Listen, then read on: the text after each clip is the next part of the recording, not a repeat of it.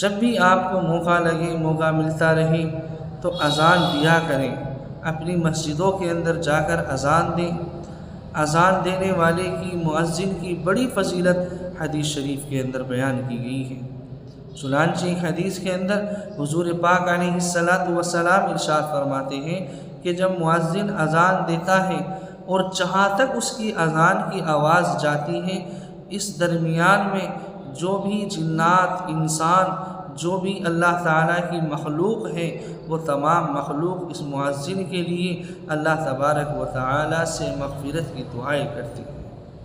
ایک دوسری حدیث کے اندر حضور پاک نے فرمایا کہ جتنی دور تک مؤذن کی آواز جاتی ہے، اللہ تبارک و تعالیٰ اس درمیان میں جتنے بھی گناہ اس مؤذن کے ہوئے ہیں ان تمام گناہوں کو معاف فرما دیتا ہے۔ اس لیے اذان دینے کی کوشش کیا کریں۔